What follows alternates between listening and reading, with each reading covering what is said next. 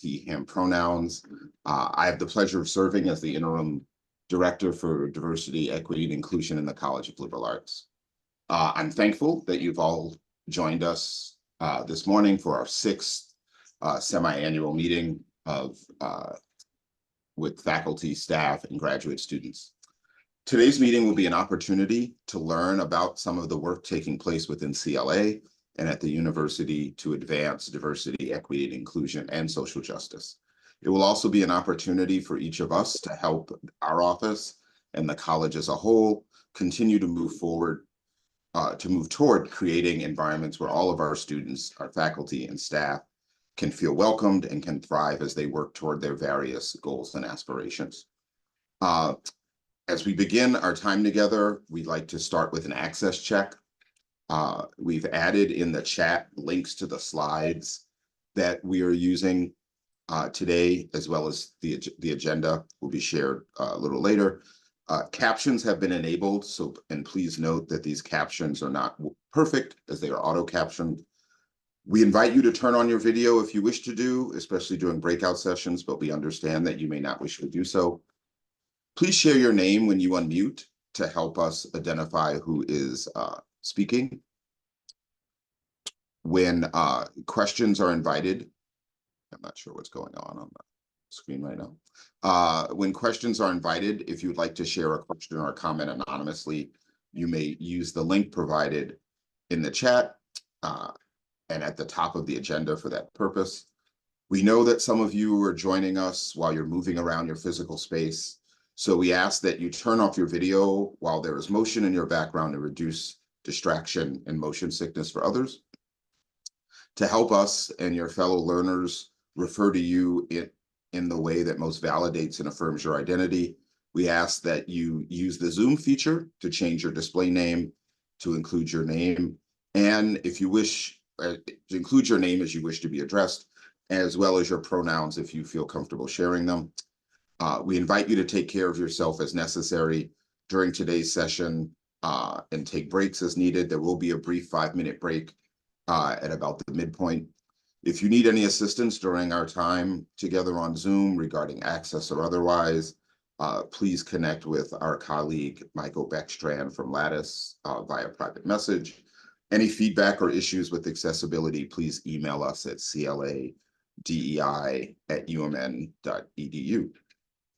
So before continuing, the Office of Diversity, Equity, and Inclusion wishes to acknowledge that the University of Minnesota is located on the traditional, ancestral, and contemporary lands of Indigenous people. The university resides on Dakota lands ceded and actively contested in the treaties of 1837 and 1851.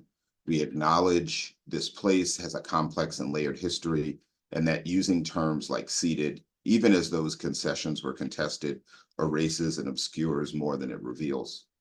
We further acknowledge that the University of Minnesota and its founding Board of Regents supported policies and practices that led to genocide, forced removal, land expropriation, and tremendous and continuous transfers of wealth, while simultaneously working to undermine tribal sovereignty, indigenous rights, and diverse ecosystems. We are committed to ongoing efforts to recognize, support, and advocate for American Indian nations and peoples, which includes, but is not limited to, amplifying the work of the Truth Report and continuing to engage with Indigenous students, staff, faculty, and community members. Also, on behalf of the Office of Diversity, Equity, and Inclusion, I would like to share a labor acknowledgement. We remember that our country is built on the labor of enslaved people who were kidnapped and brought to the United States from the African continent, and recognize the continued contribution of their survivors. We also acknowledge all immigrant labor, including voluntary, involuntary, trafficked, forced, and undocumented people who contributed to the building of the country and continue to serve within our labor force. It is our collective responsibility to interrogate dominant histories, to repair harm, and to honor, protect, and sustain this land. So continuing in the tradition that was established by former Associate Dean Melinda Lindquist, I want to welcome you into this gathering. The exact origins of this radical welcome are unknown, but the original kernel might be traced to Stephanie Speller's vision and practice, with some minor additions from me, as well as some edits due to our time constraints this morning. I want to welcome all of you to CLA's semi-annual faculty, staff, and graduate student diversity, equity, and inclusion gathering. I'm going to take a few minutes to welcome our full selves. I welcome all of the ways you may be putting some things on hold so that you could be with us this morning, be they personal or professional. I want to welcome those whose families go back multiple generations in this region and nation, and those who just began. All of you are welcome. Welcome to those who feel at home in this region, those who feel it in another place, and those who aren't sure where home is. All of you are welcome. I want to welcome each of your ethnic, racial, and ancestral backgrounds and the ways in which they define and shape us, and all the ways in which you are connected and not connected to those. Welcome to all of the gender expressions of yourselves and to all of the ways that each of you expresses your sexuality. All of that is welcome here. Welcome to your religions and faiths and spiritual practices and traditions, and to those who do not hold a practice. And welcome to the questions and the doubts and the searching. All of that is welcome. I want to welcome you across a range of possibilities, challenges, and opportunities with regard to your senses, the way your body moves through the world, and the way you process information. Welcome to each of you across all ages. Welcome to the ways in which your numerical age speaks to your particular wisdom in this moment of time. You are welcome. Welcome to the work, paid or unpaid, that each of you do in CLA, at the university, in the community, and in the world. Welcome to the ways in which that work may or may not define you. Welcome to the educators in each of you and the learners in each of you. Each of you are welcome. Welcome to your minds and intellects. Welcome to your bodies, the unique container that each of you sits in all of the forms you show up in. Welcome to all of your emotions surrounding what is happening in Gaza and Israel and Ukraine and the Sudan and other nations around the world, and recent events on our campus and other campuses around the nation. I want to welcome your exhaustion, anger, and fear, your passion and energy for change. I want to welcome your concerns about the future of our nation and the impact that future may have on you and those who you love and those who you don't know, whose well-being concerns you. Welcome to those who are still navigating fear and health challenges related to COVID. All of this is welcome here. Welcome to all of these parts of ourselves, what we have named and what we have not named. We invite you to look around the screen for those who are able to and recognize each other. Each of you is so welcome. The invitation is to be here, not to escape the world, but not to retreat away from it, but to meet it in ourselves and each other and in what we create together. So on behalf of the Office of Diversity, Equity, and Inclusion, I welcome all of you to our gathering. If you'd like to unmute your microphones, I invite each of you to use your own voices for the next 30 seconds to welcome each other into this shared space. Hello, everyone. Hi, everybody. Welcome, everybody. Nice to see everyone. Welcome. Good morning. How you? Good morning. Happy Friday. Good morning. Good morning. Hello. Thank you for amplifying that welcome. I want to briefly go over our agenda for our time together today. We will start with two presentations. One about the graduate school transformation process, climate transformation process that has been used in CLA, and the second on the GRUDGE report, and GRUDGE stands for Groundwork Research on Under-Resourced Disabled Grad Experiences. The former is being shared in the hopes that a few of our academic departments might be interested in going through this process, and the latter is intended to shine a light on some of the challenges faced by disabled graduate students with multiple marginalized identities, to raise awareness as well as action to mitigate their negative consequences. We'll have a brief break, and then we'll spend the bulk of our time in our second hour engaging with data from the university's Campus Climate Survey and the Employee Engagement Survey. In addition to sharing the data, we want to leverage your experiences and perspectives to identify potential strategies for mitigating discrepancies that are revealed in the data. Finally, we'll seek your input to help our office with its visioning and priority setting for the coming academic year, and then we'll close out with some final comments. So with that, I'll ask my colleague Stephanie Gandy, who's the Associate Director in our office, to review our grounding assumptions and then also to introduce our presentations. All right, good morning, everyone. I hope you can hear me okay. Tuxedo has joined us for a meeting. He is very serious about diversity, equity, inclusion as well. But I want to go ahead and go over some grounding assumptions for our time together as we engage with each other, both in the chat and in our breakout rooms and just in general. These are things that we'd like to go over. So we'd like to acknowledge the complexity of exploring roles within a majority white spaces, which are common in academia. We do not want to contribute to heteronormativity, hypervisibility, tokenizing, and/or educative labor of participants who are Black, Indigenous, and/or people of color, economically disenfranchised, disabled, or gender nonconforming, religious minorities, immigrants, or undocumented persons. We consider positionality and power in this space on multiple levels, including race, gender, including identity expression, sexuality, religion, nationality, ability, body size, class status, higher education, positionality, for example, tenure, non-tenure, etc. And then we also want to consider these following prompts that we would hope that you consider as you engage with other people. So begin with the next slide, please. Thank you. So we believe everyone has a responsibility to advance this work. We also believe that social justice work must happen at the individual, sociocultural, and institutional levels. We believe that creating space with compassion requires each person to be valued and to feel valued. We believe that vulnerability is not easy for all. When more people are willing to be vulnerable, everyone's opportunity to learn and discover increases. We believe that self-reflection and individual work are critical if one wishes to advance diversity, equity, and inclusion. We believe that engaging in authentic dialogue deepens understanding. We believe that individuals and organizations do grow and change. Next slide. Thank you. With that, we have some expectations in the space today and hope that you all are open to these expectations.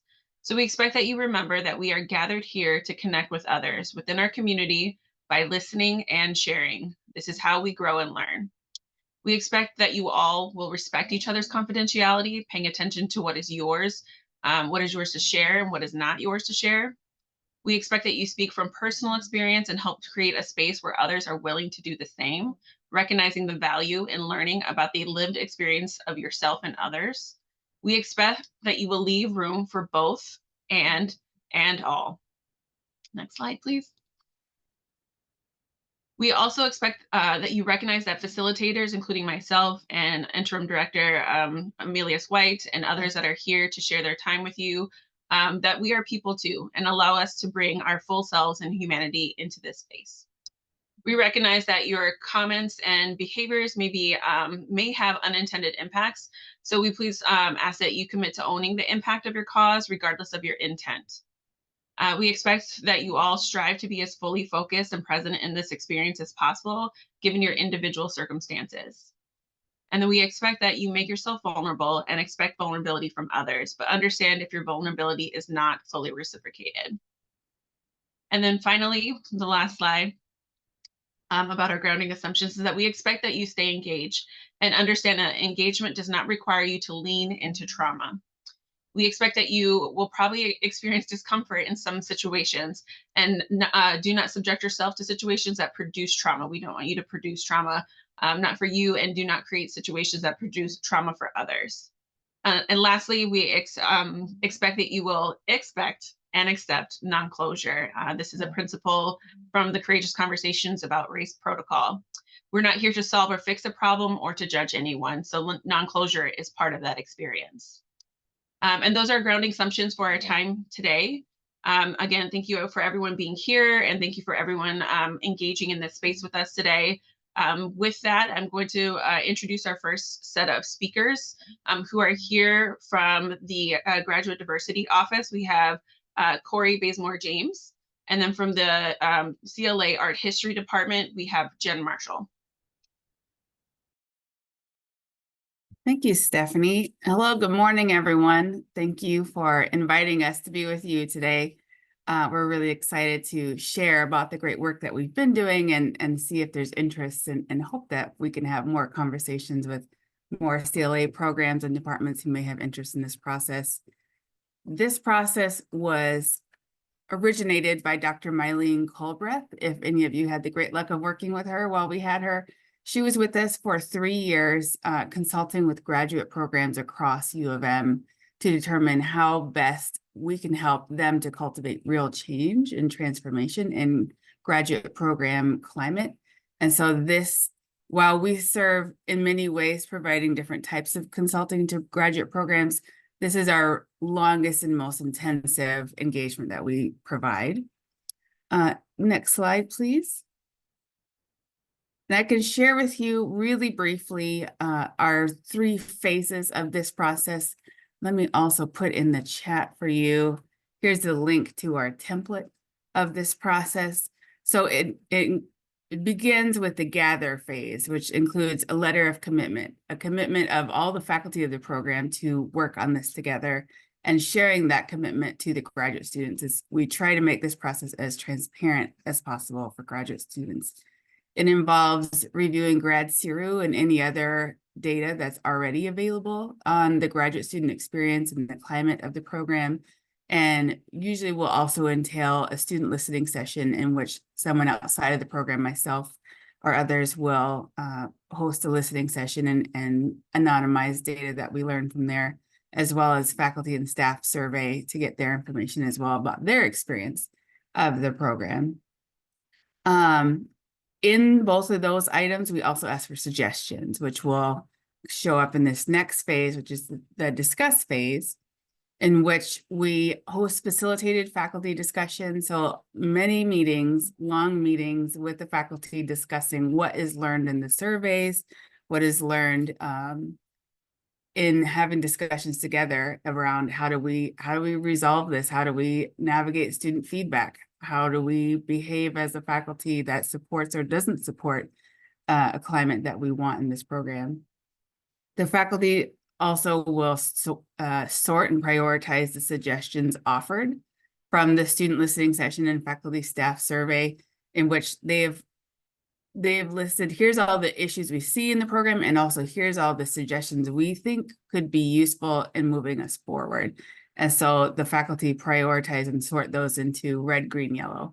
Green as in, yes, this is great, ready to go, let's do it now. Yellow as in, we may need more time to figure this out, or we just may need more time to get to this. And red is, unfortunately, it's just not possible. Maybe it runs up against policy or some other issue. We then have a town hall meeting. It's kind of our big ending of the year. This is a year-long process, by the way, in which we bring faculty, staff, and students all together and discuss the findings, discuss the sorting, and get more feedback in the moment from students on, are we moving in the right direction? Are we missing anything? How do you feel about the way things are sorted? We also ask the program to send another letter of responsibility to the students for action, saying, okay, we've gone through this process, this is where we are now, and here's the actions we've decided together to make to move forward. In the third phase, transform, this is when the graduate program really kind of takes off on their own. We support them in developing an implementation task force, or sometimes it's a DEI committee, whatever form makes sense for the program, in which you have a group of people who are going to be tasked with getting those suggestions moving and off the ground. More letters come out of responsibility, of accountability and progress, basically trying to keep the process as transparent as possible and keep holding ourselves accountable to getting the work done. And the consultants will come in for a 3 to 6 month check-in and a 6 to 12 month check-in to see how things are going with the task force. So those are our broad strokes, 3 phases of the process. It really requires departmental buy-in. It really requires at least the majority of faculty to be ready and willing to move together in this process. There's a lot of times where we may have programs that are interested, but really it's only 1 or 2 faculty and the rest of the faculty aren't really on board, they're not ready. It's not going to work in those scenarios. It needs to be programs in which people are ready to actually make change. And they will be at all different levels of understanding and readiness, but at least having the willingness to try is important. It's only me in the Graduate School Diversity Office that's offering this at this time. So we can only take on 1 to 2 engagements at a time across all the colleges. But we came together with Amelius and Melinda Lindquist when she was in at CLA and Ann Meyer to develop a pilot opportunity for CLA, because CLA is really interested in having more programs and departments go through this process more frequently. And so we're working with Stephanie Gandy and Maria Hoffman on learning our process. And we've piloted so far with art history program, and in which Jen Marshall has been an incredible partner in going through this process. And so the faculty are learning along as they go. And so our hope is we'll have a contingency of CLA staff and faculty who can help carry this process forward so that more programs can engage more often. And with that, I will turn it to Jen to talk about your experience going through this process. We're in art history. We've just done the town hall a few weeks ago, and now they're working on developing their implementation team. Right. So we're between phase 2 and phase 3 in art history. I'm Jen Marshall. I chair art history and I teach American art. I'm a light-skinned white woman, cisgendered, and have been at the university for 15 years. Thinking about sort of timing and readiness, I would say we all, as a faculty of 9, were ready to have these conversations, but ready in very different ways and different perceptions of what this process would result in or feel like. And I think that's okay and good and natural. And we were timing-wise in a good spot because we had just completed our 3-year planning process the year before, in which we identified this as a major priority for recruitment and retention of diverse graduate students and faculty, and with an eye to our undergrad program. I'll say that focusing climate conversations around the grad experience, which we surveyed through the listening sessions, as well as aggregating CERU data, and we had like over 60% response rates from our current students and our current faculty and staff on those summer listening sessions. Focusing climate conversations on the grad experience is really helpful because it's timely, but it's also sustained. We're with our grad students for as much as 8 years. And they have a line of sight both to us as faculty researchers and mentors, and to us as undergraduate instructors. Our grads, of course, are doing a lot of undergraduate instruction too. So they're really right at the middle of the climate experience. These meetings, so timing was good. We'd had our 3-year plan. We'd also accomplished a lot of other goals in the past 2 years. So it made it possible for me to cancel about 3 regular department meetings to focus them only on this. We pulled back on a lot of other projects. We increased other forms of care to faculty and grads during this year. To sort of make space for this work, which was sort of exposure therapy to discomfort for our faculty, and the sort of extreme discomfort in our department, which is almost entirely white faculty and very predominantly white graduate student body. Just even acknowledging the fact of gender difference, race difference, including biases and hurt that come along with those differences in academia and in our program. We've practiced that discomfort a lot, and it doesn't mean the discomfort goes away, but it does mean that we've sort of gotten over the expectation that we'll avoid discomfort. That has transformed how we talk to each other as faculty about issues that relate to this, but about all other issues. So it's had this sort of relational outcome that's been really positive. And we've sort of eliminated the ignorance about this being an issue and this being a challenge to students and faculty getting the kind of research work they want to get done while they're here and retaining them into higher ed going forward. I am so happy to talk about this, and I'm pretty easy to find, Jen Marshall in art history, to talk through how the process goes, what can be expected. It really is an immersive process, and it takes that time. I'll say that, our report, the survey findings, is an over 20-page document, and we had, a total of 10 hours of facilitated conversation in which, a lot of like sort of stages of grief came out around how to respond to student discomfort, how to respond to charges of racism and sexism, and how to do that in a sort of safe-ish space of just faculty, staff, and a facilitator and Corey to work through those sort of feelings of response outside of the view of grad students, to prepare us for being better mentors and instructors in that space too. So I'm very happy to answer questions. I don't know that we have time now, but answer questions now and again and again on email or other forms. But I'm so grateful to Corey. Corey is spectacular, and I get sort of so many compliments about this process from faculty who weren't always happy in the moment, but at the end of it have said it's been so transformative to have the time to acknowledge things that felt like private hurts that they could never share or have discussions around. Faculty reflecting on how sort of dizzying and overwhelming these issues can be, but even just the fact of confronting that overwhelm together was transformative and helpful. So I'm still collecting compliments and thanks for the program.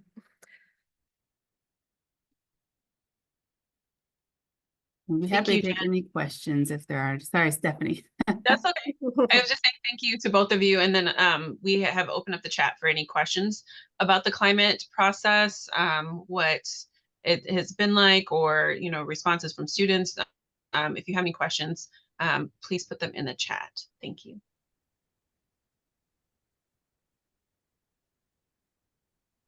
And I can add too, as we're maybe getting some, that this sort of relational at work and introspection on sort of difficult survey findings was, I think, really foundational to the work we'll do next, that it sort of allowed us to have a moment to really sort of find shared vocabulary, if not consensus, before moving into sort of tasks or things that might feel just like chores rather than intentionally and mission-based work. So I think my real faith is that this process provides the foundation for a culture shift and a series of, a series of efforts that will be more impactful and have more longevity because of this kind of immersive work. Thank you, Jen. I will just also mention, as part of this process with Corey and Maria Hoffman in our office in ORGP, I think this has been particularly uplifting given what we've seen in our DEI climate surveys regarding graduate student experiences. So I think this work is incredibly necessary and something that is challenging. I think this work is always going to come with its set of challenges because we're dealing with individuals and identities and complex systems. So if we have no other questions in the chat, which I don't see anything. Oh, I see. Oh, yes. Yeah. So what are the some of the tasks you plan on doing, if you wouldn't mind answering them? Yeah, I think, what has been surprising to faculty is a lot of what grads have asked for is more opportunities to talk and be in community together about sort of timely issues, but also just about culture and climate and academia more broadly.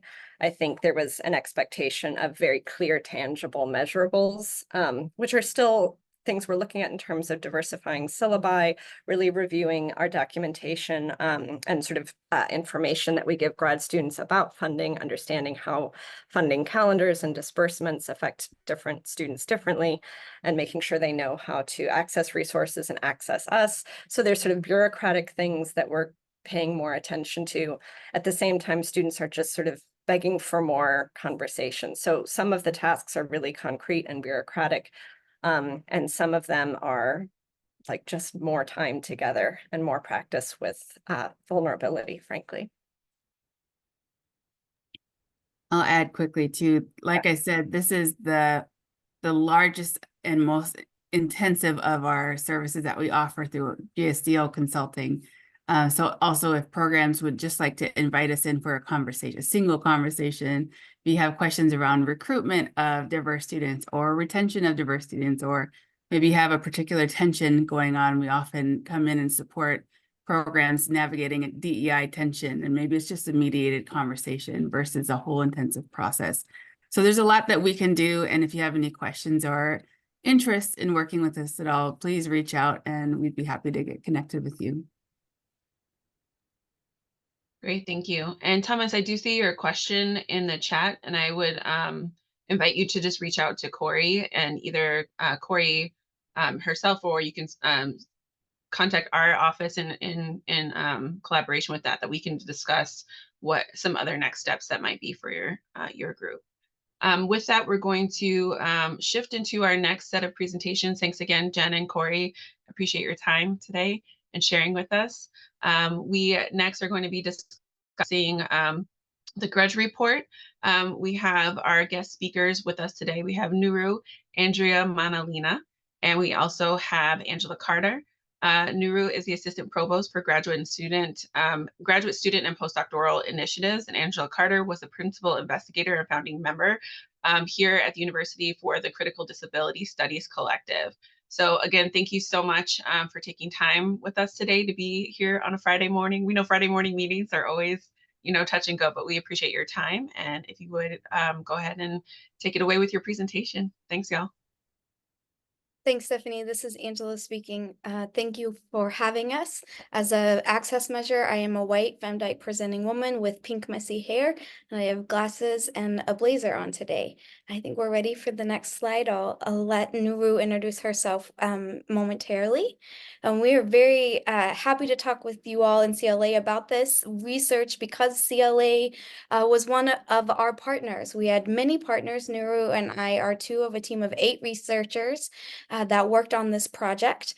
And so I'm going to give a little bit of background and context around the research. So in my previous roles at the university, I was a disabled graduate student, an instructor, and I worked at the DRC for a while. I was a staff person. I'm also first generation and a queer person. And so what I heard and saw anecdotally was that many graduate students were struggling and didn't know where to go, particularly those of us that have multiple marginalized identities. As a scholar in disability studies, I dug into the pedagogy, to the research, and while there's a lot for undergrads with disabilities and higher education, and some for faculty and staff, there was a dearth of literature around what it means to support multiply marginalized graduate students with disabilities. And of course, we know because of structural inequality that if you have one marginalized identity, you're more likely to experience a disabling condition and less likely to have the resources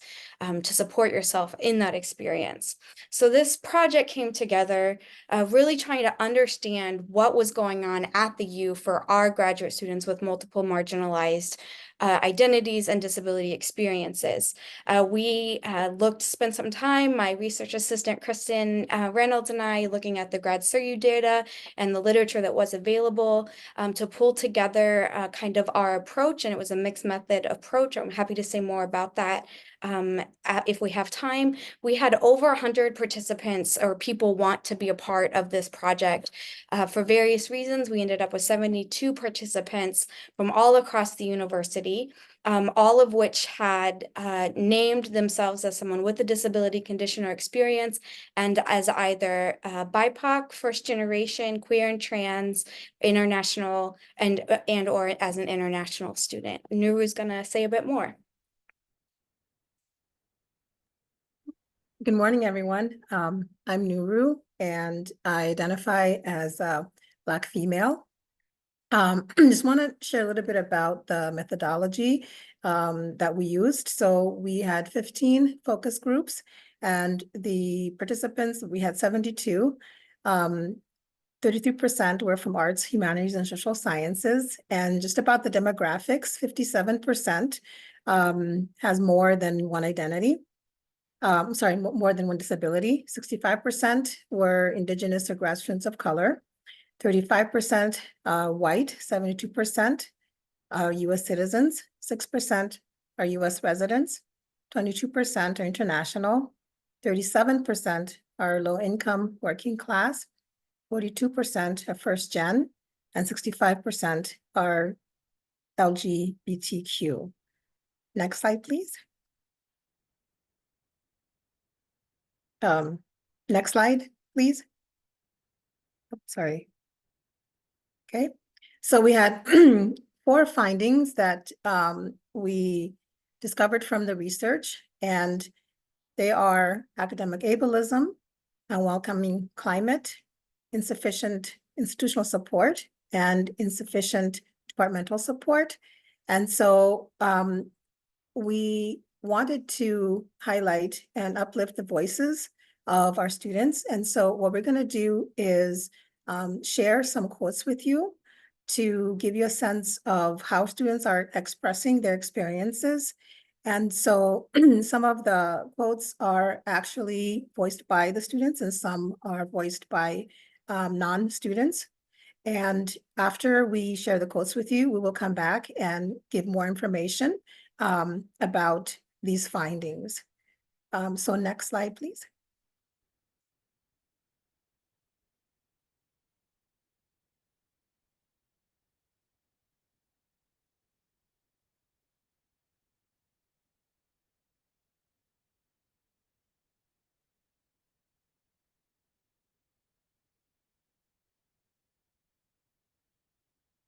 Is it playing? Okay. Apologies. I think my mute made it muted and I did not realize that was a thing.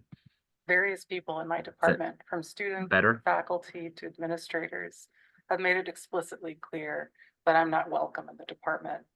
Some of that is sort of inflicted into the type of work that I do and the type of things that matter to me as a scholar and how I conduct myself as a scholar. And some of it is about the fact that like I show up in a disabled body that requires accommodation and everyone feels very comfortable telling me how burdened they are by having to meet those needs.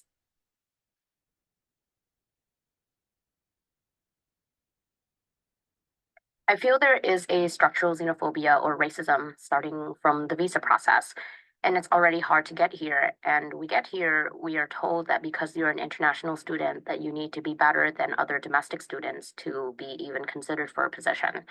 But with that, and being a student with disabilities, it's already hard to beat some of the peers who are domestic and have an ability to do the job that we might be qualified for.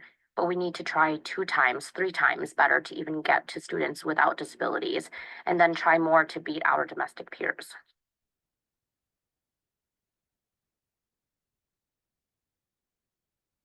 I felt like I was stuck between a rock and a hard place when I was making the decision to take my leave, because taking the leave meant potentially losing access to health care, which is very counterintuitive. I'm leaving for health reasons. There are students in my department who have health problems that are routinely talked about by faculty and grad students and staff as whether or not they will finish, whether or not they should be given the appointments, whether or not they're productive, whether or not they're responsible, those kinds of things. Yeah, as my own health conditions increased, I worry about that, so it makes me feel like I should not share because they might think similarly, and then it might affect funding and those kinds of things.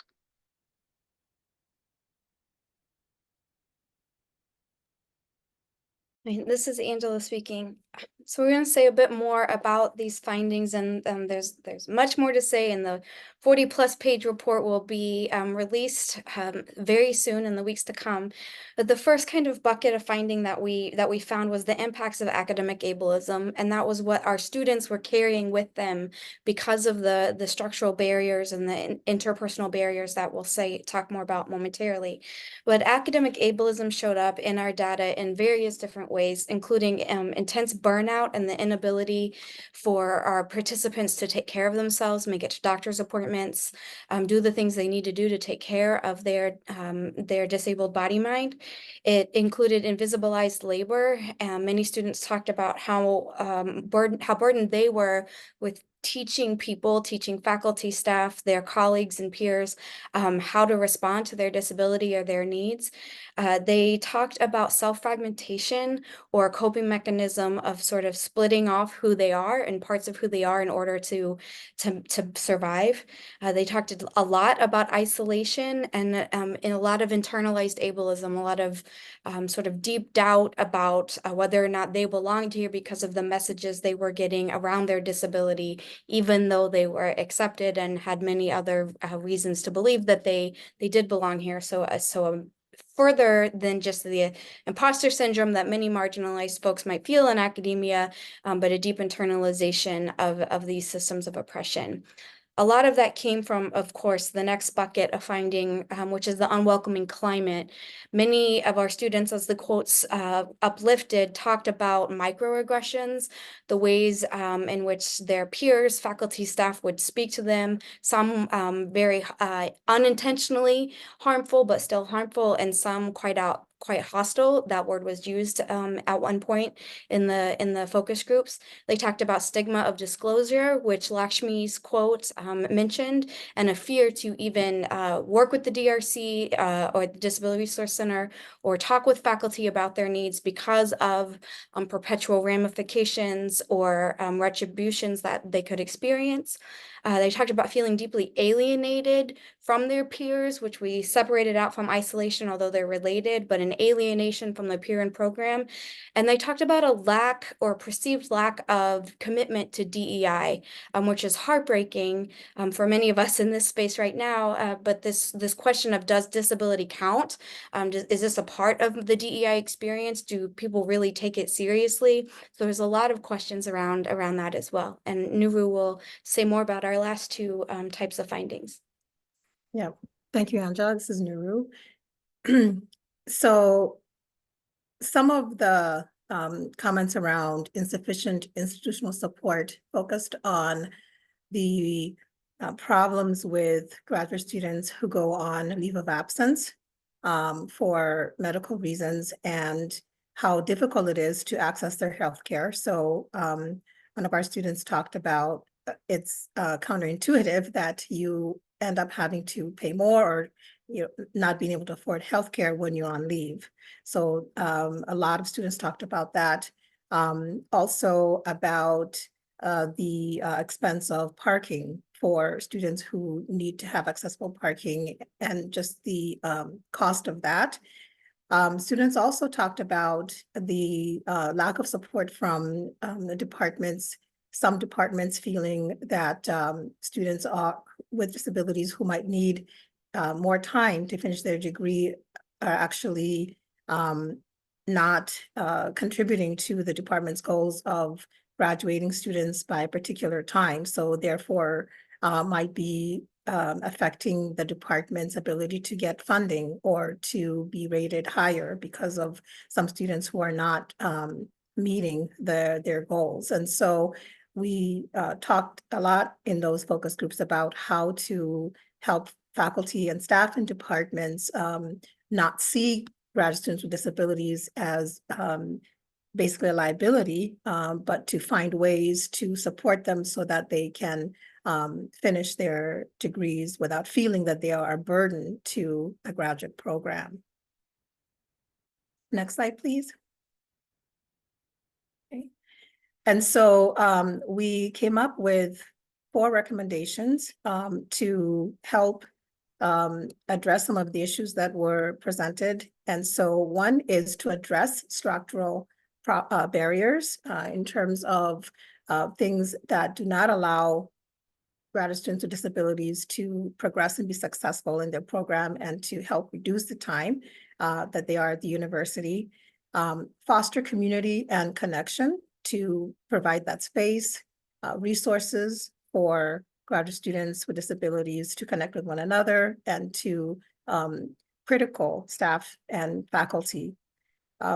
Also support faculty and staff to be aware of resources and how to help graduate students with disabilities navigate more easily in the academic environment, and then further research on what we could do to help students maybe broaden the focus. But for this presentation, because of time, we're going to focus primarily on the 3 recommendations, and then give more information about that. Okay, next slide, please. Okay, so related to addressing structural barriers, as I mentioned, some of the issues around time to degree is we know that departments do receive funding on lots of factors, and so we want to address how graduate students with disabilities will not negatively impact their department's funding because they might take longer.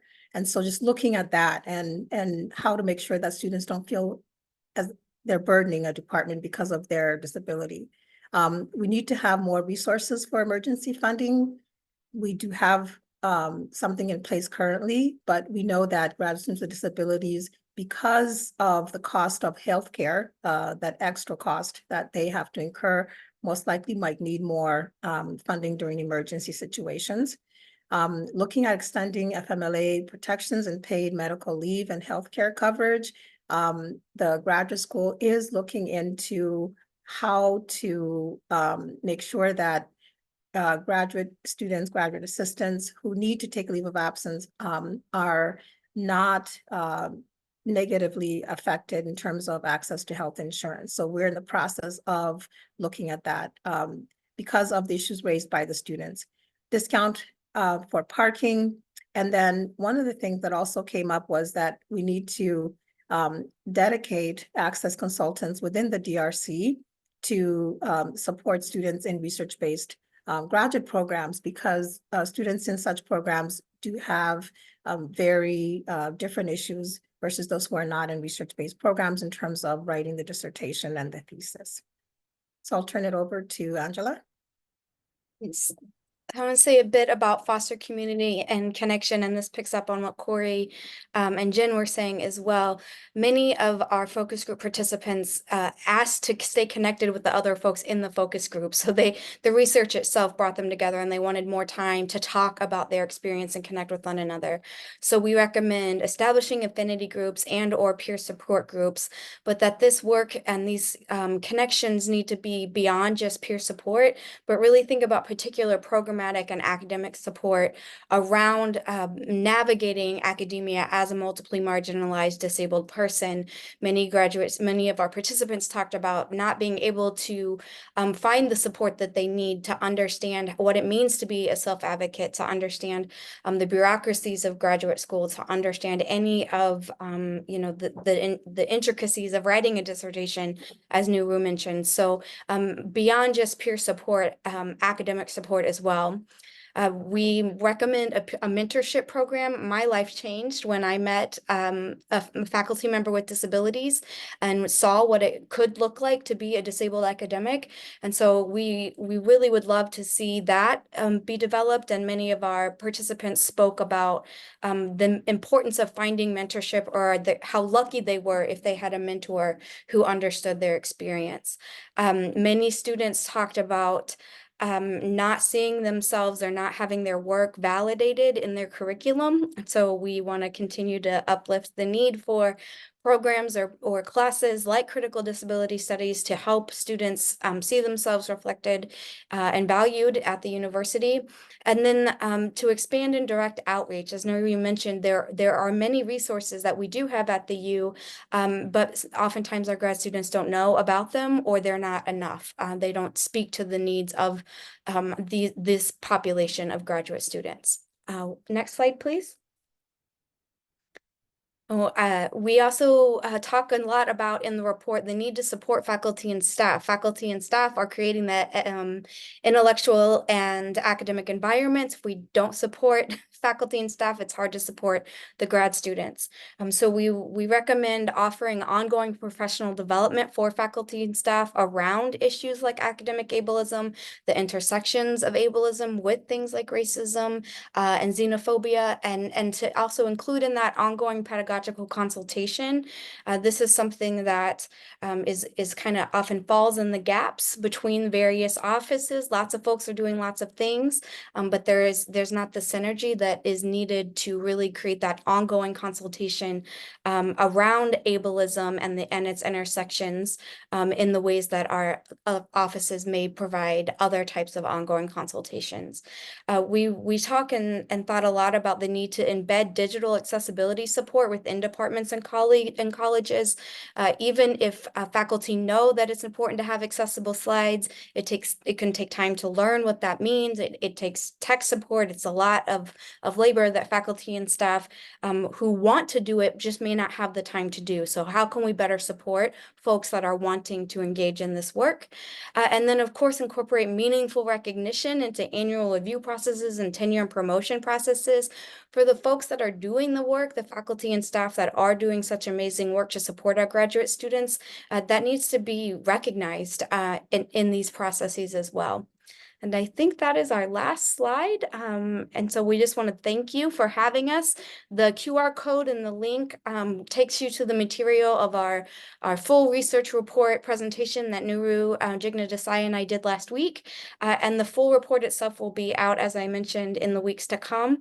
So we hope to talk with you more. And I think we have a little bit of time for Q&A. Stephanie, is that right?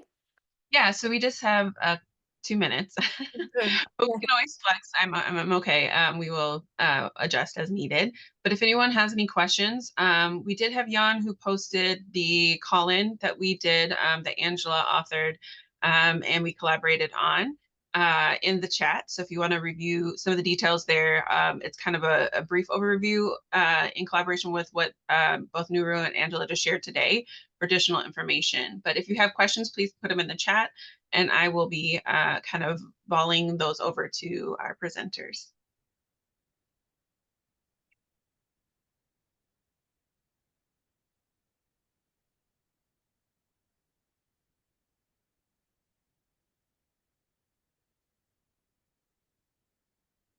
Stephanie, is there a question that we should respond to? I'm sorry, I'm not able to track the chat right now. Okay, I'm waiting for someone to write, so not quite yet. Okay, but great. we have a lot of kudos for this important work that y'all are doing. So thank you. I will say again, I think our meeting today has been kind of grad student heavy, and as a grad student, I highly appreciate this myself. But I think these aspects are really important for us to understand at the intersections of identity and disability and the way that we show up and what we can do to support folks. I think, okay, and Robin did ask a question in the chat. So is there a way to pull out findings specific to CLA? Which has research needs different than hard sciences? Yes, there is a way, Robin, and this is in the category that we didn't speak about this morning around further research. With time and capacity and support for this project, we could absolutely go back in to the data and specify in the specifics of CLA participants. And as Nuru mentioned, we also have dreams of expanding the research and doing that in more specific ways, just as you're indicating, Robin. Okay, great. And Robin replied, great, thanks. I think if there's any last questions, we'll just take those now. Otherwise, we will kind of move on to our next segment. I just wanted to comment on something in the chat about will the unionization address the medical leave. So as you know, the unionization pertains particularly to graduate students who are on TAs and RAs, but there are students who are not going to be covered by the union, but they're not assistants. And so we have to also address that particular population of grad students. But yes, those who are going to be employed as a TRA will be discussed through the union, but those who are not, we are addressing that at this moment. Thank you. Okay. Thank you, Nuru. That this moved pretty fast. And so thank you for catching that one from previously in the chat. So thank you for that. Okay. And I think, yes, thank you, Michelle, for repeating that. And thanks for covering that. And so thank you, Angela and Nuru, for your presentation, all your hard work and dedication. We greatly appreciate it, taking the time again on Friday. With that, everyone, we're going to move into a 5-minute break. Before we do that, we will ask that you take a quick poll so that will adjust and help us with our breakout rooms. So please answer if you are a graduate student, faculty, staffers, or other that you're here. If you're other, I'm actually pretty curious, but if you would take that poll and then we will break and then come back, it looks like at 10:01. So thank you so much, everyone. We'll see you in about 5 minutes.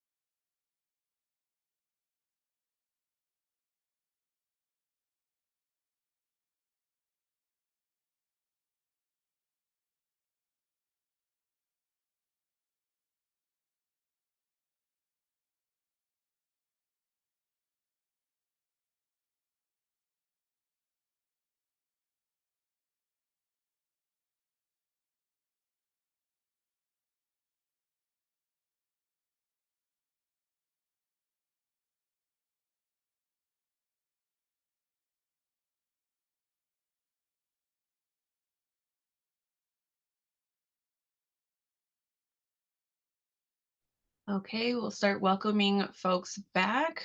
We are at 10:01. I feel like that 5 minutes flew by, maybe because on the logistic sides of a meeting, we don't really get much of a break. So hopefully y'all enjoyed a 5-minute break. Welcoming folks back as it's 10:01. Right. So welcome back. I will say my biggest worry about today was that we would go off time. And so being only behind for a minute, I'm a happy camper right now. Let's hope it continues that way. So this is Amelia speaking. In February 2023, the university conducted its first campus climate survey, which was administered to all students, staff, and faculty across the University of Minnesota system. Also in fall 2023, approximately September, October, somewhere in there, the university also administered the employee engagement survey to faculty and staff. Our office has hosted 2 data sharing sessions in early April with department chairs or leads for departmental DEI committees or efforts, and a number of other individuals from the college. The purpose of these sessions were primarily to discuss the campus climate data for CLA, and where relevant, similar data points from the employee engagement survey.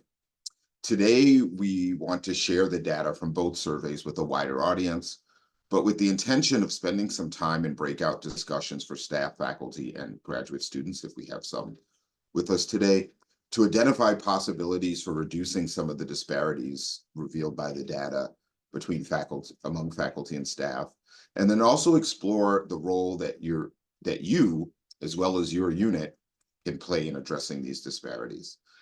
As I said to attendees at the 2 data sharing sessions that I mentioned earlier, while I know that addressing these issues won't be easy, I also want to make sure that this information doesn't just sit on our shelf or in an inbox without exploring ways to challenge the status quo. I should say we're going to focus on faculty and staff data. We also have data for undergraduate students, graduate students. I will say, and some of you have heard me say this previously, lots of issues in that data to address, but one of the key things that stood out to us is, the way I say it, is that our gender non-conforming students, our non-binary students, our trans students at the undergraduate and graduate level are, for the most part, not having a good experience in our college. So that's an area that we plan to focus on. We've had some preliminary discussions with colleagues at the university who work closely with those students in that community. And so more to come in that space. So I'm going to get us started today by reviewing some data from the employee engagement survey. And then my colleague Jan, who is our graduate research assistant in our office, will continue as we explore the campus climate data for CLA. We'll have some time for questions at the end, and then we'll move into a breakout room activity that will be explained later. So next slide, please. So what you see is data from the employee engagement survey, and these are the areas where the staff had the highest favorable responses, which means I believe it's agree or strongly agree with certain statements. And then we provided where the faculty are in those spaces as well. So for example, the people in my department are committed to delivering high quality services. 92% of faculty had a favorable response to that. 71% of faculty did. My department's committed to high quality customer service or student support. 87% of staff responded favorably to that. 79% of faculty.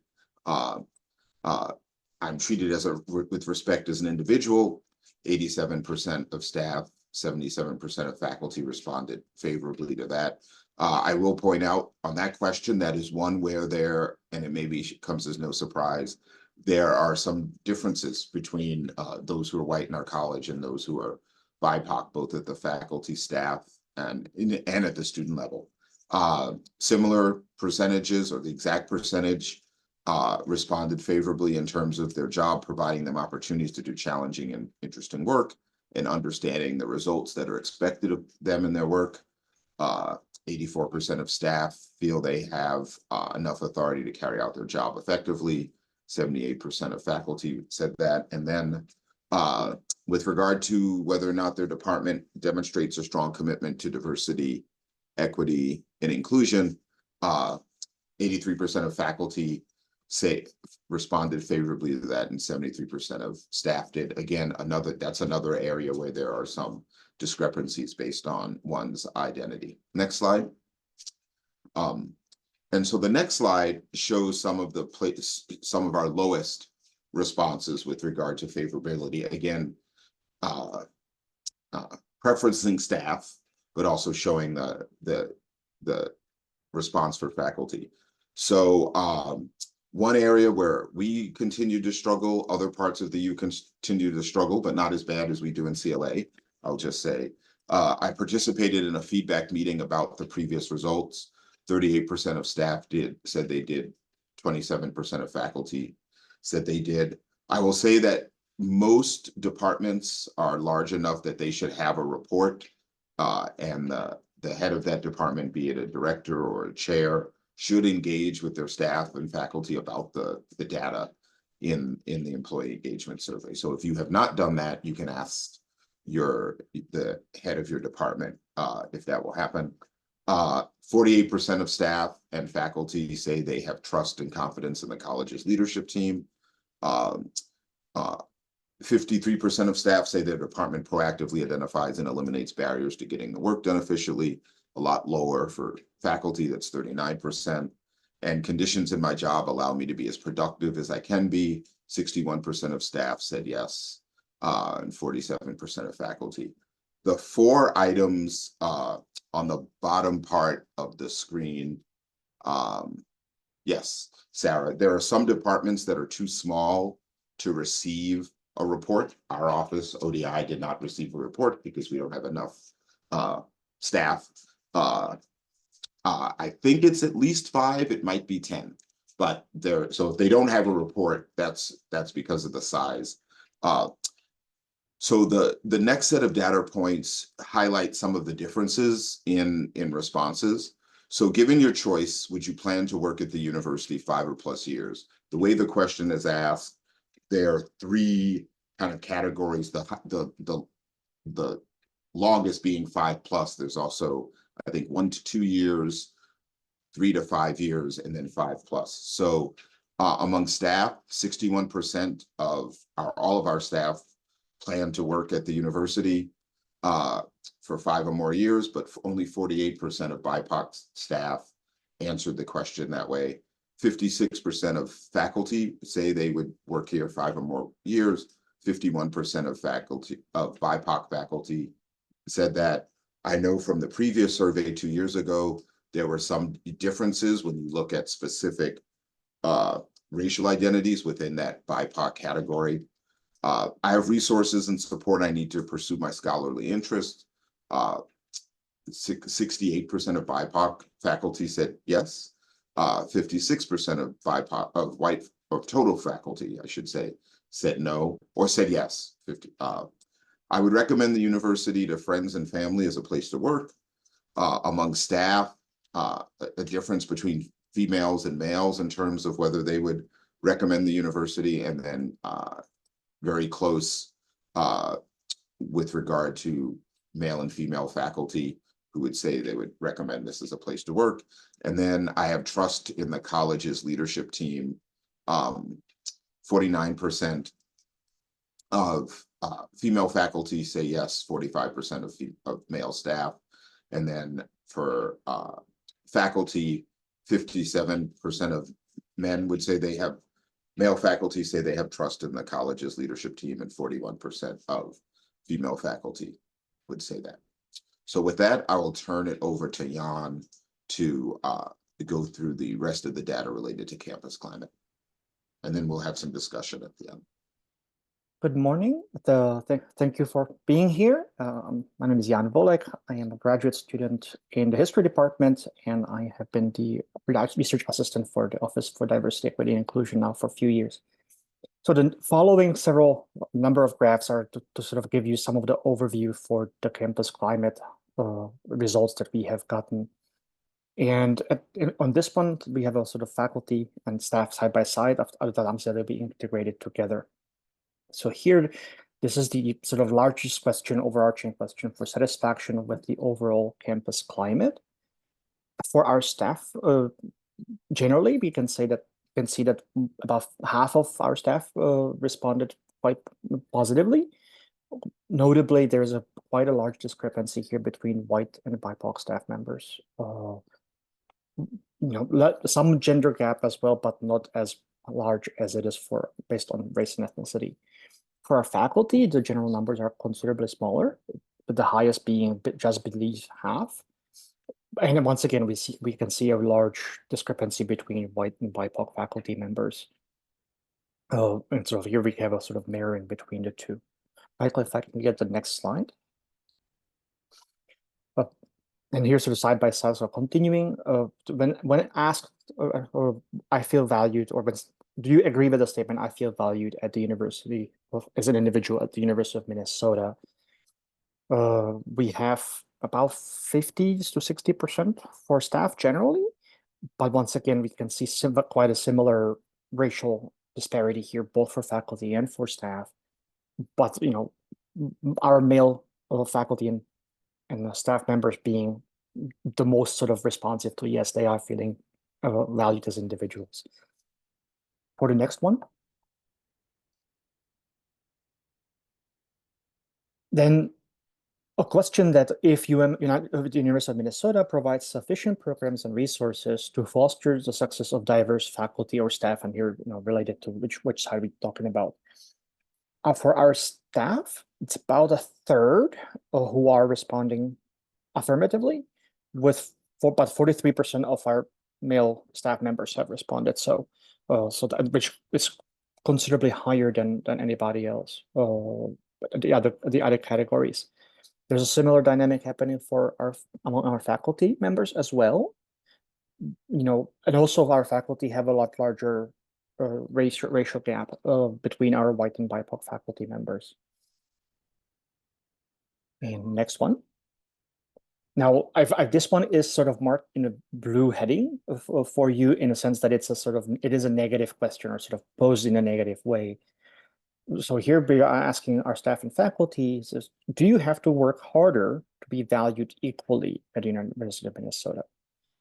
Now, about a third of our staff members, sort of on the overall, we are seeing that women are responding, yes, I have to work harder more often than men. And we are seeing a very large gap here for our BIPOC staff members, who are essentially doubling the number for our white staff members. On the faculty side, this is one of the few places we also have a non-binary faculty as a category where we have enough responses to explain why this is showing up here and not elsewhere. Generally about half overall, but women, again, are responding considerably more often that they have to work harder than men, and our non-binary faculty particularly even higher so. So here you have one of those examples of what Amelia's just mentioned, that our non-gender conforming faculty, staff, and students are having a very different experience compared to others. And we are seeing similar dynamic when it comes to race. If I can get to the next one. Sort of in a similar kind of negative way, do you agree to the statement, I do not, but others do not, I feel others don't value my opinions at the university. Sort of 20-something% of our staff members are responding affirmatively to that kind of prompt. But here men are saying that they feel that way more often than women. And our BIPOC staff members are more so than their white counterparts. Faculty, they have the gender dynamic here is flipped, but it's same for when it comes to sort of distinguishing by race. And one more, the next one. Now, this was a large question. There's a pair of questions in the survey for affirmative and negative. Have you felt discrimination in the last 12 months? So here we have kind of combined by staff. So overall, 30% of faculty and about 20% of staff has said that they have experienced discrimination in the last 12 months. It is higher for faculty overall. It is higher for female faculty, and it is much higher for our BIPOC faculty. Among staff, it is also the highest is for BIPOC staff members, who are doubling our white staff members, for example. For our staff, based on gender, it does not seem to be as big of an issue. Like it is fairly similar between the two. So here the divergence gap is not relative, is sort of almost non-existent. Though 20% give or take is still a rather high number to be affirmative response. Now the next slide is going to, and the followings are going to be sort of examples of what kind of discriminations have then you experienced in the last 12 months. So the first one we have for you here is based on racial or ethnic identity. Obviously here we're seeing a really high discrepancy between our white and BIPOC faculty and staff members. That is what the question is sort of posing. It is not that much of a difference for women and for men. So again, like this is not so much a question of related that has a much of a gender gap here, but obviously we are having a very big one when it comes to race and ethnicity. Now the next slide is going to sort of flip it on based on sex. So here we see a large discrepancy between men and women, particularly faculty are quite stark. There is some, but here there is a racial sort of element to it as well. Our white staff members are experiencing this less than our BIPOC staff. Faculty, the difference is not as big, but our white faculty members are saying that they've experienced that more often than our BIPOC faculty. So this could also just, that there might be some interesting questions as to sort of why this is proposed, but we'll sort of really let you think about that and discuss in the breakout rooms afterwards. The next one follows up on gender identity and gender expression. We do not have numbers for here for male faculty members, interestingly enough, or importantly enough. So that means that if anybody has it, the number has been fewer than 5 to respond. It is large for women faculty particularly, and for BIPOC faculty. For our staff, it is a lower rate, not so much based on gender, but and even on racial sort of consideration, it is relatively close. So for our staff, it's relatively a flat curve here across the board. Now the following one is based on national origin, which is rather striking that it is especially faced by our BIPOC staff and faculty. Perhaps suggesting who is largely seen or perceived as being part of sort of belonging to the United States context or not, if you wish, to put a little bit of possible editorial on it from my side. We are seeing this to be a question for men, quite large as well for faculty, but it is considerably lower for our staff members. But even there, we're, BIPOC staff members are having quite a high rate comparatively to other ones. And the next one. So this is a sort of the ultimate question when sort of we all kind of start feeling a lot of these aspects. Is this in my department or unit? The rewards for work performance are fairly and equitably distributed. Now, 36% of faculty male and a third of staff male have said, yes, we are allocating sort of rewards equitably. For women, for faculty, it's only 17.8. There's a really high difference here in perception of fair and equitable distribution of rewards. For staff, there is a similar gap, though smaller. For staff, based on race, there is not a whole lot of one here, but there is a slight one for faculty. Now let me add, as we sort of I think this is the last slide that we have for the survey. For the moment, the information or the data we've been given is just sort of what you see here. So it separates it based on gender, so men, women, and non-binary trans. And then it does it by race and white and BIPOC. We are hopeful that in the future, at some point, we are going to be able to get a little bit more granular information and be able to sort of do some of multiple sort of versions of, to see what it looks like for our white female staff members or our Black male faculty members to be able to do sort of multiple analyses. But for the moment, these are the data we have, and so that's the data that we are happy to share with you.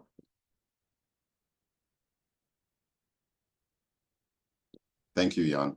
Are there any questions that folks have about the data that Jan shared, or some of the data from the employee engagement survey?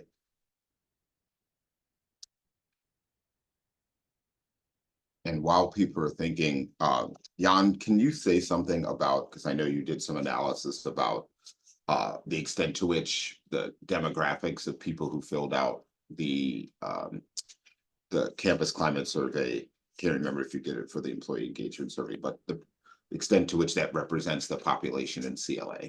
Mm-hmm.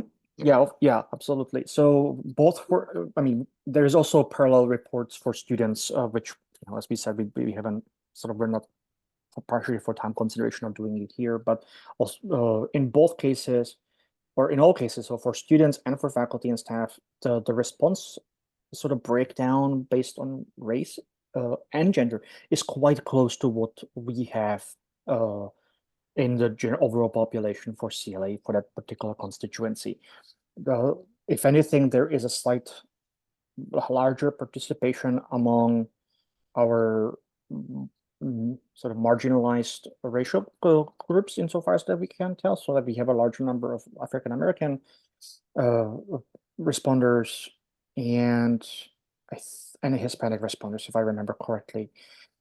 The only, when it comes to gender, if anything, there's an overrepresentation of women, in a sense that women are more likely to complete the surveys than men, but it is quite close to be able to be taken as a pretty well indicative of sort of representative for what our college looks like overall.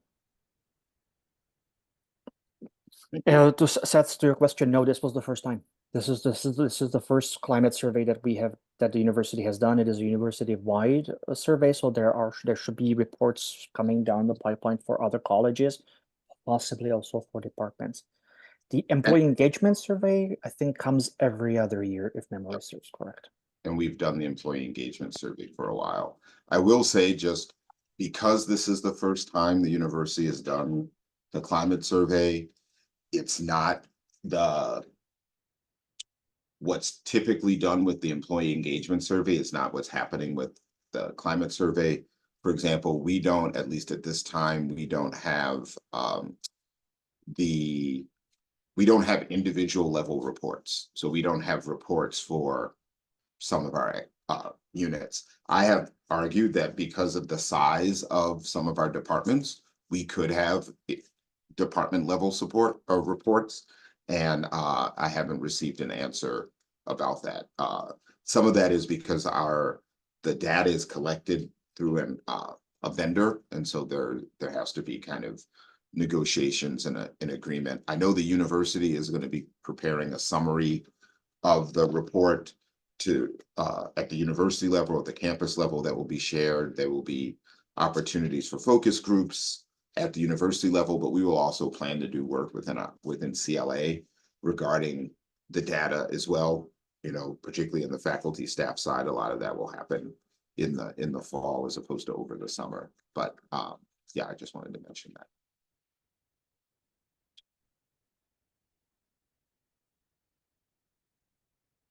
Other questions? If not, okay. All right. Then again, right on who presumably, yeah, it's just my comment that sort of the data goes from the vendor to OED since it's a university-wide survey, and then as they are kind of getting the data and processing it, I'm presuming, we are presuming in the office that they will then be sharing it sort of wider with the university community, both as an overall, but also for like collegiate or perhaps even departmental level. And at right now, the only information we have is that for the campus climate data is at the college level report. And I should say, OED has advised us not to share the report widely. And we've clarified that, and that's their stand. So we've shared it with chairs and directors of units. We've shared it with leads for DI committees, but we have not shared it with all of our faculty and staff in the college. But we have shared slides from the data that have taken from the report with a variety of folks who've participated in our sessions, and actually we may share that more broadly, because it's not the report. It's the report I think they don't want shared broadly. And I wish I knew why. Sorry, that just popped up on my screen. Yeah, I think in part because it's the first time they've had that data. It could be just because of where we are with regard to DEI in this highly charged atmosphere. I will say, not among many of my colleagues in this work, we're not sure why they're being very restricted on access to the report, but that's their call because they're managing the survey. But within the college, we've gotten permission to do things like this and share it to the extent we can. And so all right, and let's see if there's any. Just a quick note. Thank you, Peggy, for that question. I think it's a great question about what stands out, and we have that as part of our breakout room exercise. And thank you, Natan, for your response as well, and sharing how there is a considerable amount of dissatisfaction. It really just reminds us how necessary the work of our office is, and the collaboration with our partners who engage in this work with us. And so thank you for the comment. I don't know that I would ever say that you're overreacting. I think this is just it's telling of the spaces that we have room to grow and improve. And it reminds us that the work is never done. So thank you for that. Go ahead, Emilius. Well, I was just going to say, when we were putting this together, I said, well, to my colleague, there's some good news here. There's some things, a high percentage of staff and faculty say their departments contribute or care about their well-being. There are places where, even I think among students, despite some of the challenges based on their racial identity, similar percentages say they're okay, they're good with the climate, or they haven't, or similar percentages have said, we thought about leaving, but the majority said we haven't, so that said, and I tell this to people who work with me, a lot of times I'll focus on the negative and might ignore the positive. So like if I never compliment you, that doesn't mean you're not doing good things, but I focus on things that can be better. There's a lot that we can do better. And that's what we hope to get at in the breakout sessions, because these are the things that keep you from staying here. These are the things that make you disengaged.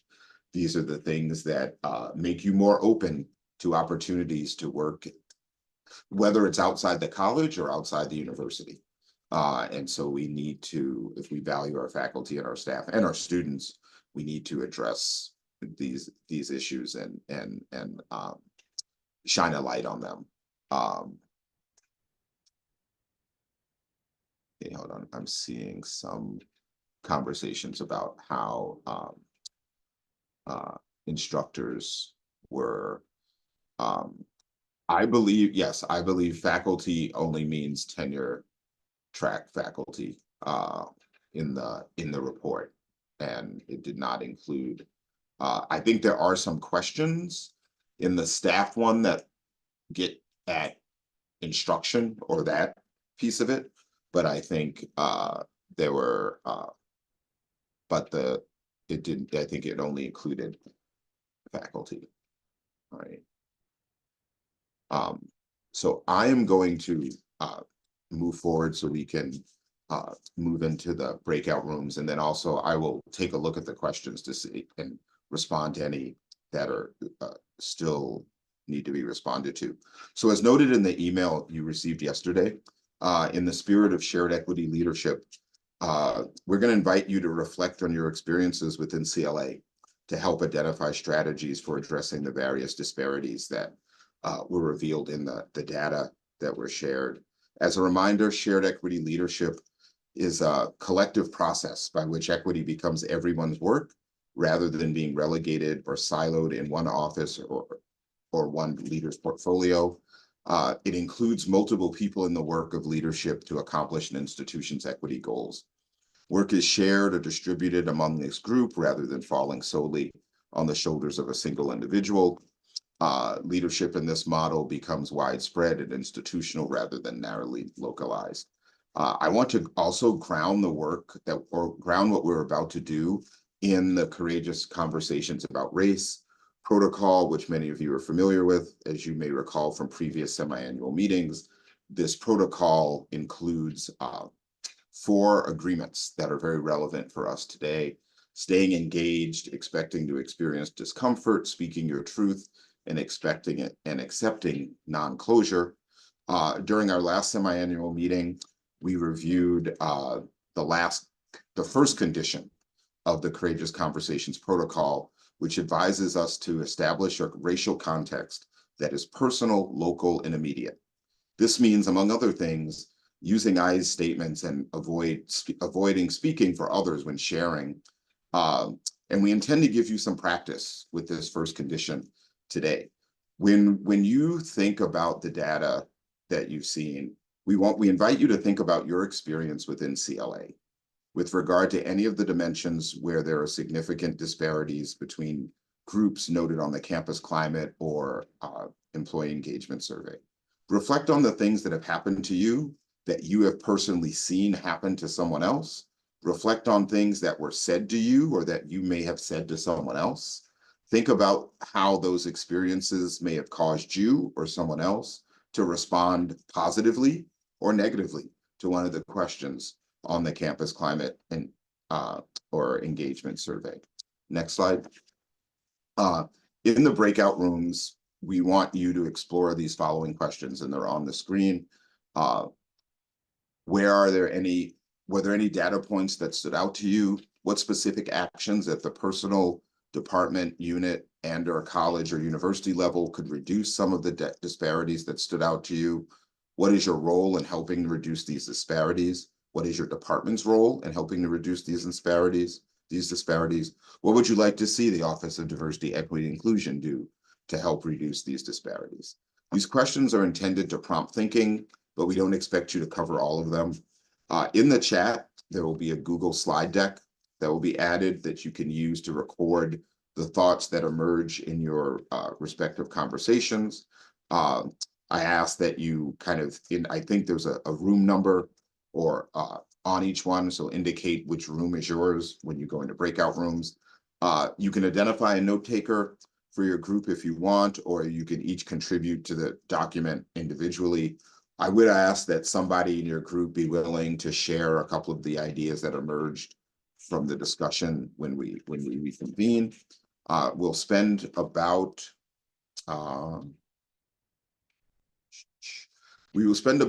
10 minutes in breakout rooms. They're set up to allow faculty, staff, and grad students to discuss these issues in separate rooms. You can select which of the rooms you join, and ideally we don't want more than 10 people in each group. Michael, is there anything else I need to say before you share the groups? I don't believe so. I think they should be opening here momentarily. Okay, great. Thank you, and I'll see you all in about 10 minutes. Then I will look at the chat.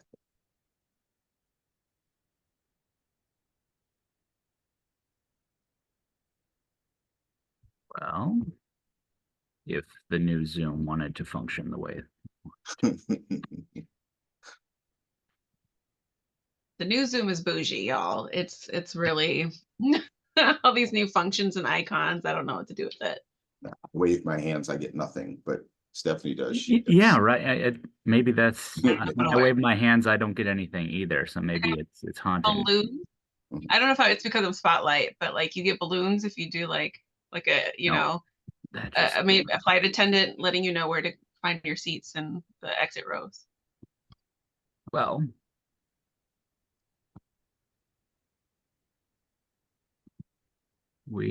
my apologize. The create from the survey just did not do it.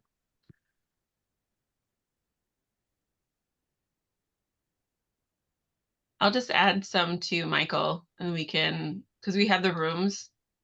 Oh, you got it. Okay, great. Oh, these are all on this. So they are all, yeah, the create from survey function just did not work. And so thank you for responding and saying your role, but unfortunately, it's Okay. not auto assigning you to the rooms because it chose not to today.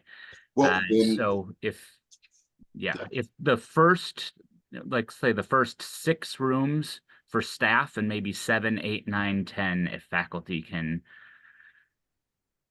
go there. thank you. Thank you for your flexibility, and I apologize for the hiccup.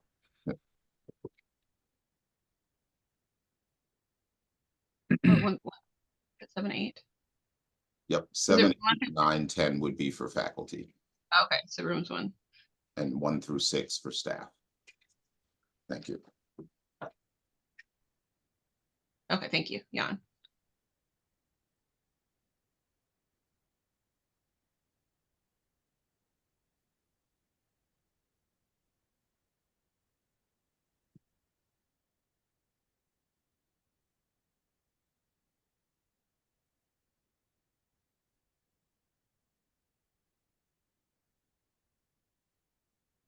Okay. Great question on the chat. Where should associate faculty go since they were counted as staff in the survey? You know, our intention was to include associate faculty and instructors with faculty, and we didn't say that.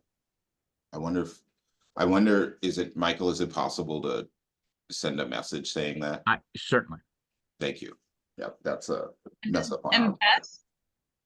Beth, if you click on the more button, you should be able to see where the breakout rooms are. And then I think it's more, or there might be a breakout room icon. Should say breakout rooms down at the Okay. top of the screen. And then you would select into the room that you'd like to go into.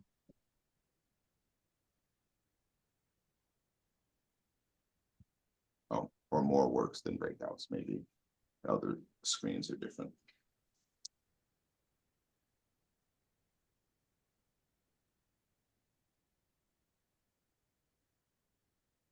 Rebecca or Ann, do you need, are you where you want to be, or? I think Rebecca got into one. Okay. And then Did you want me to join one? There's a pretty big group in 2 and 3. no, if you want to, that's no.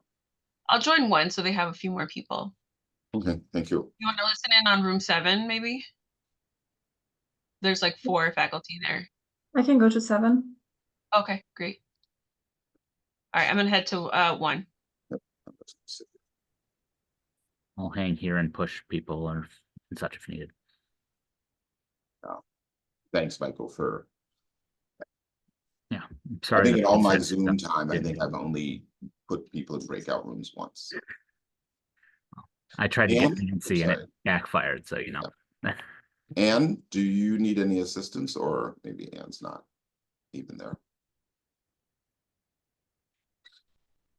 When we do the OED workshops, the co-facilitators at the end, we hang out and process, and sometimes there's people that remain, and I always say I think they're like making a sandwich, and because their cameras are usually off. So I'm like, who knows if they'd even been listening the entire time, you know? Yeah. So all those go.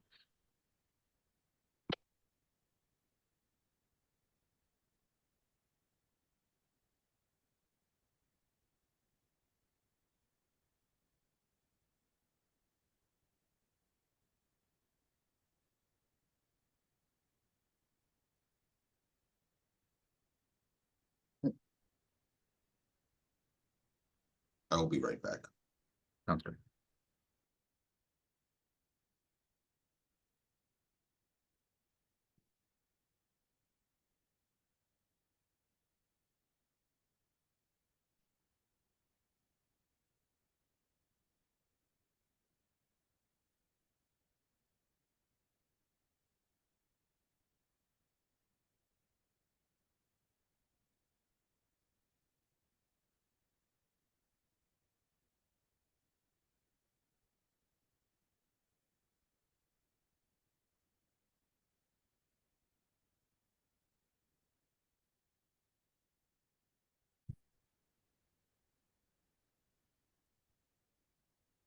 So welcome back. I do want to say, I said this toward the, after some of you had left into the breakout rooms. Our intention, and we discussed this yesterday with my colleagues, was to have associate faculty, instructors, P&A staff who are instructors go with the faculty.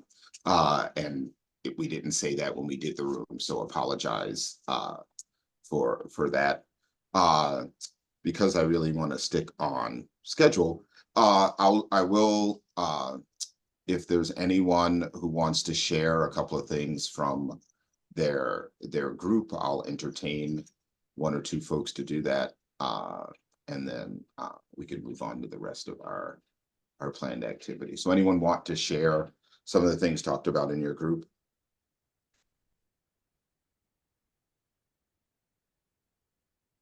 And if not, that's totally fine too. Room 10 rules, that's great. Yeah, I apologize. I will say, if folks want to, you will still have access to the slide deck if you want to continue to add to it. I'm not telling you to reconvene your groups on your own time, but if you have other things to add.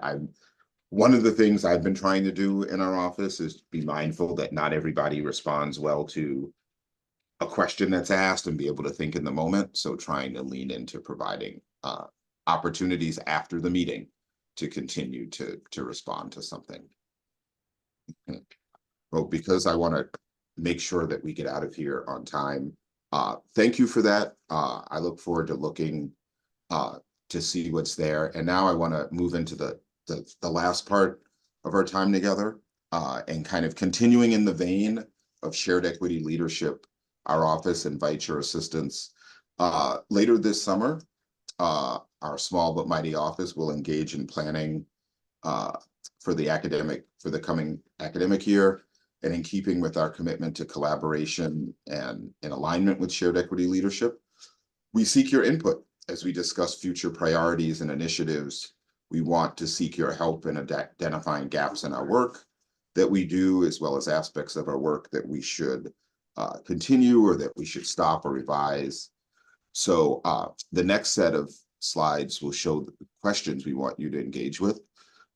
So thinking about the needs of your respective units with regard to diversity, equity, and inclusion, as well as what you would like to see personally so that all members of the CLA community can feel that they belong, are seen, and can thrive regardless of their identity, whether they be students, staff, or faculty.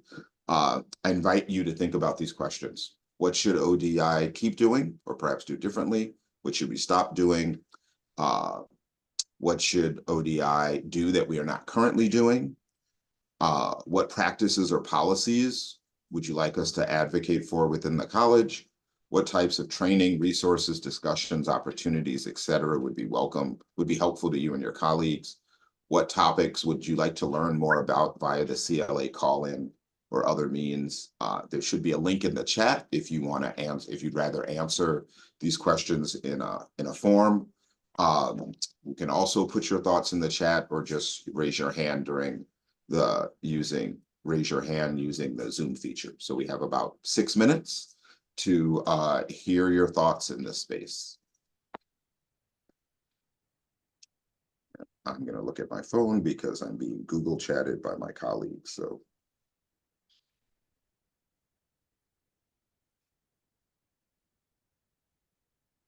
great. So thoughts, responses to any of these questions?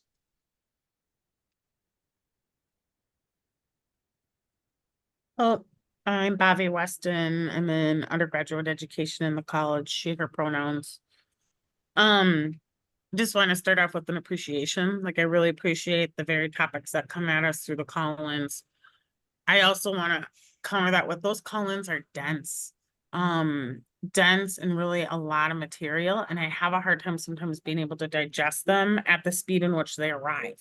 So I appreciate the density and the content. I just need more time to digest them because it's just a lot. I also feel like we need more staff in that ODEI office. I understand the budget's a budget, but I'm like, that's part of moving this work forward is having more people that can pull together the stuff, like being able to sit here today and get this data dump is really helpful. And even initiate that data collection work is really powerful. And we don't always have time in our units to do that. And it should be a collective college process. Thank you. We do hear you. We hear you on the call-in. Appreciate the feedback. I think our goal is to reduce the length and density, get them back to something a little bit more tangible and digestible. And so we're re-envisioning part of like how that's going to play out next semester. So we do hear y'all. We do know, trust me, the density is also a lot of labor on our end. So we wouldn't mind making them like I said, more tangible and shorter for folks to be able to do that on a Monday by Monday basis during the semester. So thank you, Bobby.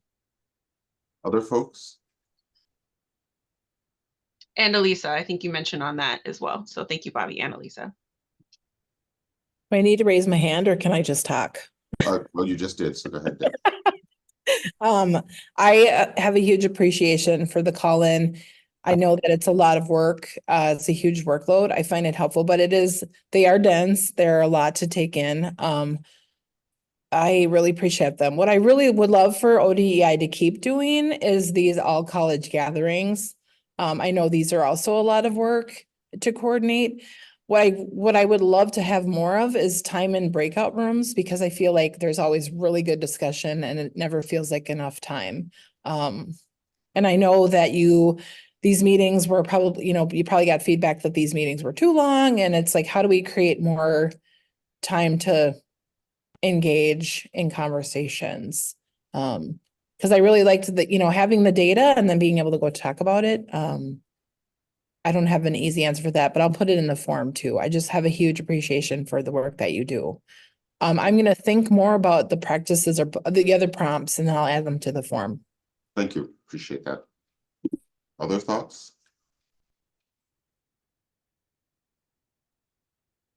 We had Dina share in the chat that the breakout group that she was in had more questions and wonderings than ideas or next steps that feel appropriate, seeing the data for perhaps the first time. So I know a lot of this data is new for a lot of folks in this space. We've had some meetings, but this is when we've shared it most broadly. So Dina continues saying that it makes me curious and hopeful on how we can convene and partner as a collective ongoing to share ideas.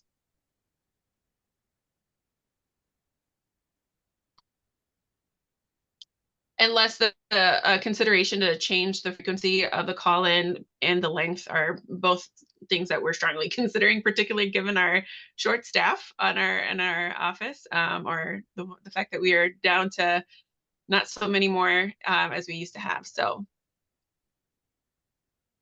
yeah. All right. I should mention in our newsletter that will come out on Tuesday, we will also include a link to this form and prompt folks to share, because the only way we can enhance what we're doing is knowing what the people want and what the needs are out there. So appreciate in advance those who are sharing, who've shared already, who are sharing in the chat, and who may take the time to do it as well. So I just want to go to our last thing, which is just some final comments and appreciations. I want to thank all of you for being here today.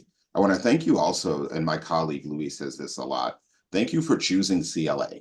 You have other options to work and study and teach and do all those things. And so thank you for being in our college, but also being part of our efforts to advance diversity, equity, inclusion, and social justice. While it's not easy providing interim leadership to ODEI due to the immensity of this work, the reduced size of our team, I'm blessed to come to work every day and help lead on these important issues, particularly in a time when in some states what we're doing right now is against the law. And that's where we are. I want to thank my colleagues, particularly Stephanie Gandy, our associate director. I want to thank several staff who will be leaving us this summer. If you like the work that our office has been doing since it was born in June 2021. We would not have been able to accomplish many of those things without the passion and expertise provided by Maria Hoffman, as well as our two graduate assistants, Jan Volek and Elisa Kuzmina. They won't be part of our office in the fall, although we will be able to continue to partner and collaborate with Maria through her new role in the Office of Research and Graduate Programs. So thanks to all of you. To everyone, best wishes for your summer, and hopefully it provides some time for relaxation, time with family, friends, and hobbies. Stay safe, stay well, and stay hopeful. Thank you. Thank you, everyone. Have a good weekend. 30 seconds to spare.